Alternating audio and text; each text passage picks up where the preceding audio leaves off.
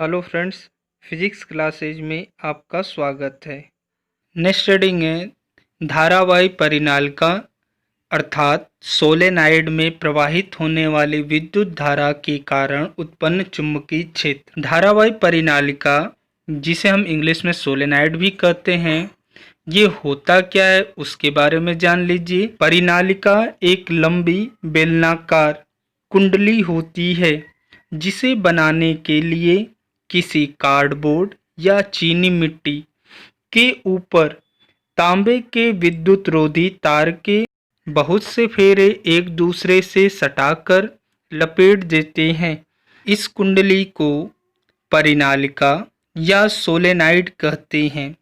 जब किसी परिनालिका में विद्युत धारा प्रवाहित की जाती है तो परिनालिका एक चुंबक की भांति व्यवहार करने लगता है तथा इसके कारण इसके चारों तरफ एक चुंबकीय क्षेत्र उत्पन्न हो जाता है। अतः परिनालिका को एक चुंबक की भांति प्रयोग में लाया जाता है। इस प्रकार बने चुंबक को विद्युत चुंबक या इलेक्ट्रोमैग्नेट भी कहते हैं। परिनालिका में जब धारा प्रवाहित करके इसे चुंबक बनाया जाता है तो इनका अध्ययन करने पर निम्न चीजें प्राप्त होती हैं। पहला, एक सोलेनॉइड या परिनालिका में विद्युत धारा प्रवाहित करने पर उत्पन्न चुंबकीय क्षेत्र एक विद्युत धारावाही चालक तार के द्वारा उत्पन्न चुंबकीय क्षेत्र के समान होता है। दूसरा, परिनालिका का एक सिरा उत्तरी ध्रुव तथा दूसरा सिरा दक्षिणी ध्रुव की भांति व्यवहार करता है। तीसरा, चुंबक के भीतर उत्पन्न चुंबकीय क्षेत्र की रेखाओं की दिशा दक्षिणी ध्रुव से उत्तरी ध्रुव की ओर होती है तथा ये रेखाएं एक बंद वक्र में होती हैं। चौथा पॉइंट, परिनालिका के भीतर उत्पन्न चुंबकीय क्षेत्र की रेखाएं समांतर होती हैं, अर्थात परिनालिका के भीतर सभी बिंदुओं पर चुंबकीय क्षेत्र का मान समान होता है।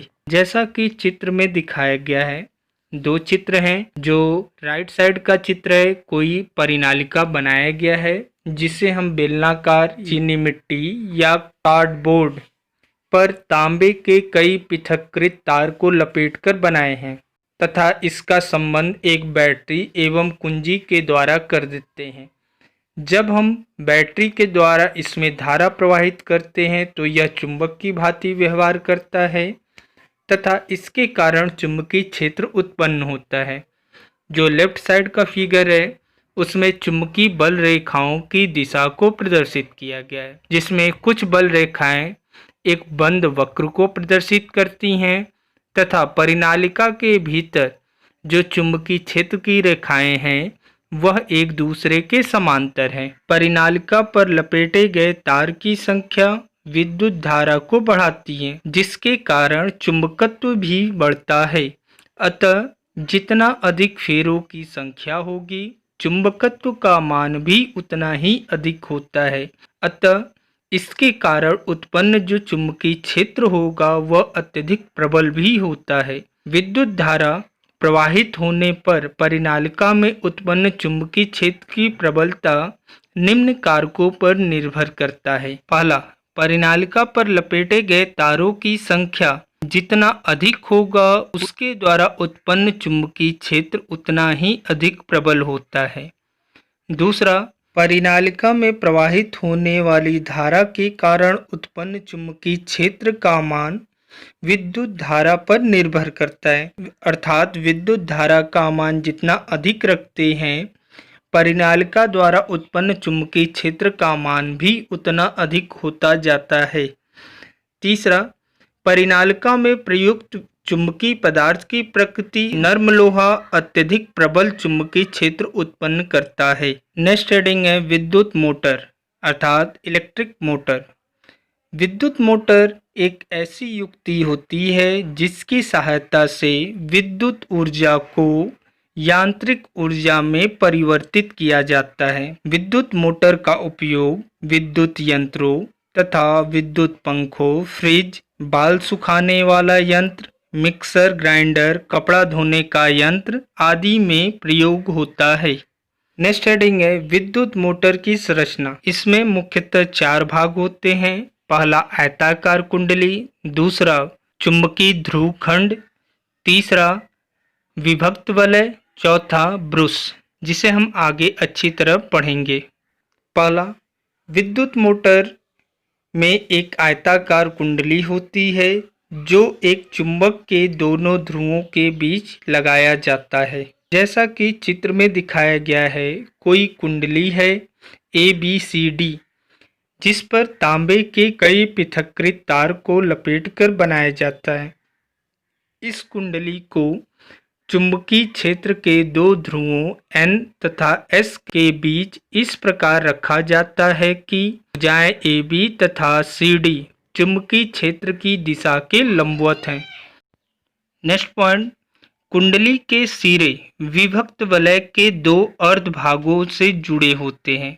विभक्त वलय को P तथा Q द्वारा प्रदर्शित किया गया है। विभक्त वलय के अर्ध भागों की भीतरी सतह विद्युत रोधी होती है तथा यह धुरी से जुड़ी होती है।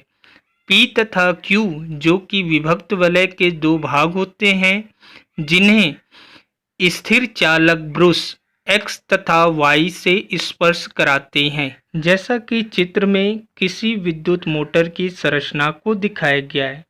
इस चित्र में ABCD एक आयताकार कुंडली है जिसके ऊपर तांबे के कई पृथक्कृत तार लपेटकर बनाया गया है, जिसे हम किसी ध्रुव खंड N ध्रुव तथा S ध्रुव के बीच इस प्रकार रखते हैं कि भुजा AB व भुजा CD एक दूसरे के समांतर है तथा विभक्त वलय P व Q है, जिसका संबंध ब्रुश X तथा Y के द्वारा किया गया है तथा इनसे निकलने वाले तारों का संबंध किसी विद्युत स्रोत तथा कुंजी के द्वारा कर दिया गया है।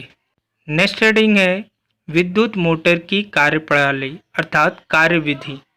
जब विद्युत स्रोत से विद्युत धारा प्रवाहित की जाती है तो ब्रुश X से कुंडली ABCD में जाती है तथा ब्रुश के बिंदु Y से होते हुए परिपथ पूर्ण करता है। कुंडली में विद्युत धारा भुजा AB में A से B की ओर तथा भुजा CD में C से D की ओर प्रवाहित होती है, अर्थात कुंडली की भुजा AB तथा CD में विद्युत धारा परस्पर विपरीत दिशा में प्रवाहित होती हैं। जब कुंडली में विद्युत धारा प्रवाहित करती है तो फ्लेमिंग के बाएं हाथ के नियम के अनुसार विद्युत धारा, चुंबकीय क्षेत्र तथा उस पर लगने वाला बल परस्पर एक दूसरे के लंबवत होता है।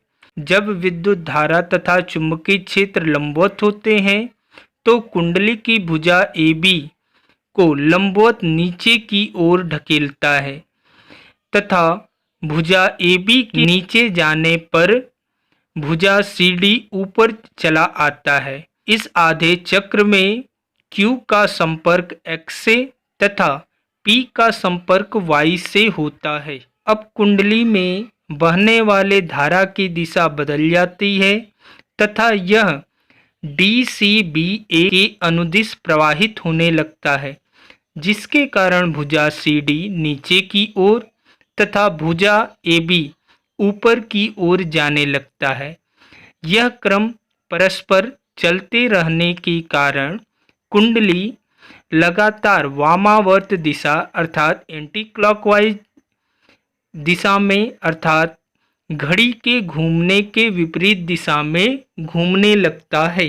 कुंडली के साथ उसके सिरों पर लगे विभक्त वलय भी घूमने लगते हैं, किंतु बैटरी का धन ध्रुव सदैव बाएं ब्रुश से कुंडली से जुड़ा होता है तथा ऋण ध्रुव दाएं ब्रुश के कुंडली से जुड़ा होता है। अतः कुंडली विपरीत दिशा में घूमती है।